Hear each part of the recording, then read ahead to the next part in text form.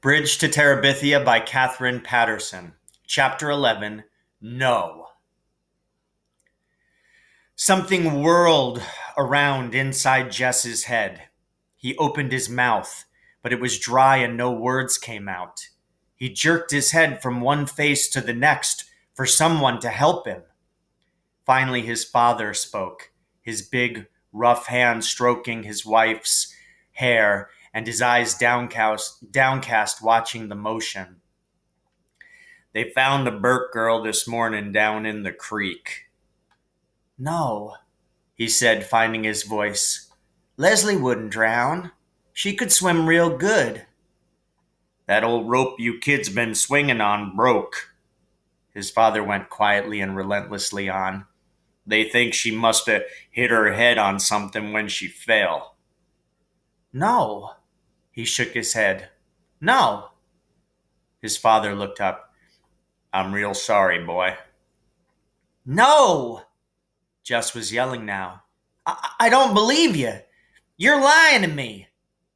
He looked around again wildly for someone to agree, but they all had their heads down, except Maybelle, whose eyes were wide with terror. "But Leslie, what if you die?" "No," he said straight at Maybelle. "It's a lie. Leslie ain't dead." He turned around and ran out the door, letting the screen bang sharply against the house. He ran down the gravel to the main road and then started running west, away from Washington and Millsburg and the old Perkins place. An approaching car beeped and swerved and beeped again, but he hardly noticed. Leslie, dead, girl, friend, rope, broke, fell, you. The words exploded in his head like corn against the sides of the popper. God, dead, you. Leslie, dead, you. He ran until he was stumbling, but he kept on, afraid to stop, knowing somehow that running was the only thing that could keep Leslie from being dead. It was up to him. He had to keep going. Behind him came the barripity of the pickup, but he couldn't turn around. He tried to run faster, but his father passed him and stopped the pickup just ahead, then jumped out and ran back. He picked Jess up in his arms as though he were a baby. For the first few seconds, Jess kicked and struggled against the strong arms. Then Jess gave himself over to the numbness that was buzzing to be let out from a corner of his brain. He leaned his weight upon the door of the pickup and let his head thud against the window. His father drove stiffly without speaking, though once he cleared his throat as though he were going to say something, but he glanced at Jess and closed his mouth. When they pulled up at his house, his father sat quietly, and Jess could feel the man's uncertainty. So he opened the door and got out, and with the numbness flooding through him, went in and lay down on his bed. He was awake, jerked suddenly into consciousness in the black stillness of the house. He sat up, stiff and shivering, although he was fully dressed from his windbreaker down to his sneakers. He could hear the breathing of the little girls in the next bed, strangely loud and uneven in the quiet. Some dream must have awakened him, but he could not remember it. He could only remember the mood of dread it had brought with it.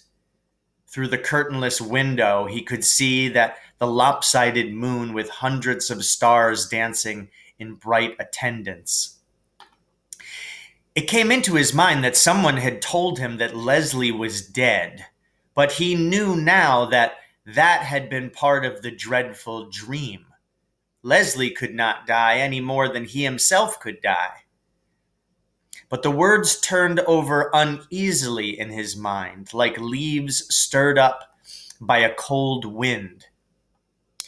If he got up now and went down to the old Perkins place and knocked on the door, Leslie would come to open it, PT jumping at her heels like a star around the moon. It was a beautiful night. Perhaps they could run over the hill and across the fields to the stream and swing themselves into Terabithia. They had never been there in the dark, but there was enough moon for them to find their way into the castle, and he could tell her about his day in Washington and apologize. It had been so dumb of him not to ask if Leslie could go too. He and Leslie and Miss Edmonds could have had a wonderful day, different, of course, from the day he and Miss Edmonds had had, but still good, still perfect. Miss Edmonds and Leslie liked each other a lot. It would have been fun to have Leslie along. I'm really sorry, Leslie. He took off his jacket and sneakers and crawled under the covers. I was dumb not to think of asking. It's okay, Leslie would say. I've been to Washington thousands of times. Did you ever see the buffalo hunt? Somehow it was the one thing in all Washington that Leslie had never seen, and so he could tell her about it, describing the tiny beasts hurtling to destruction. His stomach felt suddenly cold. It had something to do with the buffalo, with falling, with death, with a reason he had not remembered to ask if Leslie could go with them to Washington today. You know something weird? What? Leslie asked. I was scared to come to Terabithia this morning. The coldness threatened to spread up from his stomach. He turned over and lay on it. Perhaps it would be better not to think about Leslie right now. He would go to see her the first thing in the morning and explain everything. He could explain it better in the daytime when he had shaken off the effects of his unremembered nightmare. He put his mind to remembering the day in Washington, working on details of pictures and statues, dredging up the sound of Miss Edmonds' voice, recalling his own exact words and her exact answers. Occasionally, into the corner of his mind's vision would come a sensation of falling, but he pushed it away with the view of another picture or the sound of another conversation. Tomorrow, he must share it all with Leslie. The next thing he was aware of was the sun streaming through the window. The little girl's bed was only rumpled covers, and there was movement and quiet talking from the kitchen. Lord, poor Miss Bessie. He'd forgotten all about her last night, and now it must be late. He felt for his sneakers and shoved his feet over the heels without tying the laces. His mother looked up quickly from the stove at the sound of him. Her face was set for a question, but she just nodded her head at him. The coldness began to come back. I forgot Miss Bessie. Your daddy's milking her. I forgot last night, too. She just kept nodding her head. Your daddy did it for you. But it wasn't an accusation. You feel like some breakfast? Maybe that was why his stomach felt so odd. He hadn't had anything to eat since the ice cream Miss Edmonds had bought them at Millsburg on the way home. Brenda and Ellie stared up at him from the table. The little girls turned from their cartoon show at the TV to look at him and then turned quickly back. He sat down on the bench. His mother put a plateful of pancakes in front of him. He couldn't remember the last time she had made pancakes. He doused them with syrup and began to eat. They tasted marvelous. You don't even care, do you? Brenda was watching him from across the table. He looked at her, puzzled, his mouth full. If Jimmy Dix died, I wouldn't be able to eat a bite. The coldness curled up inside of him and flopped over. Will you shut your mouth, Brenda Aarons? His mother sprang forward, the pancake turner held threateningly high. Well, Mama, he's just sitting there eating pancakes like nothing happened. I'd be crying my eyes out. Ellie was looking first at Mrs. Aarons and then at Brenda. Boys ain't supposed to cry at times like this, are they, Mama? Well, it don't seem right for him to be sitting there eating like a brood sow. I'm telling you, Brenda, if you don't shut your mouth. He could hear them talking, but they were farther away than the memory of the dream.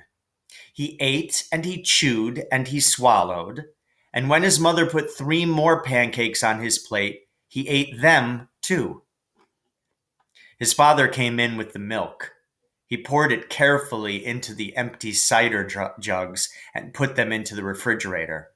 Then he washed his hands at the sink and came to the table. As he passed Jess, he put his hand lightly on the boy's shoulder. He wasn't angry about the milking. Jess was only dimly aware that his parents were looking at each other and then at him. Mrs. Aarons gave Brenda a hard look and gave Mr. Aarons a look, which was to say that Brenda was to be kept quiet. But Jess was only thinking of how good the pancakes had been and hoping his mother would put down some more in front of him. He knew somehow that he shouldn't ask for more, but he was disappointed that she didn't give him any.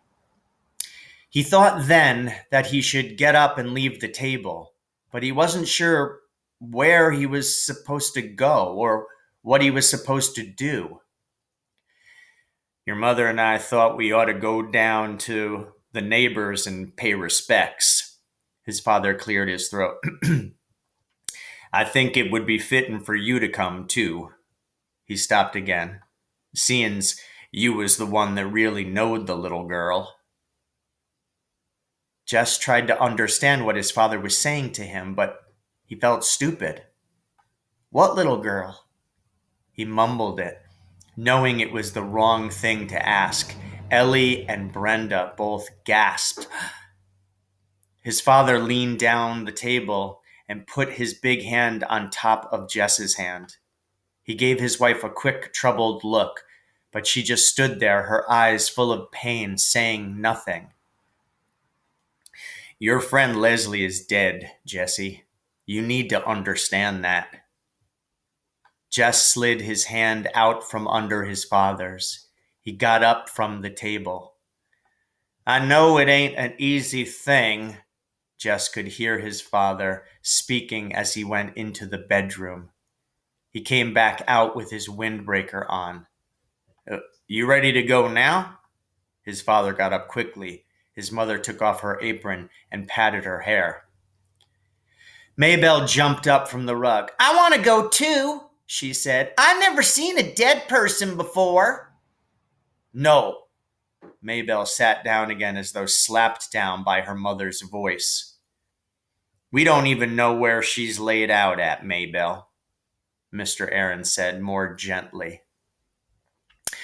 So ends Chapter 11, Bridge to Terabithia by Katherine Paterson.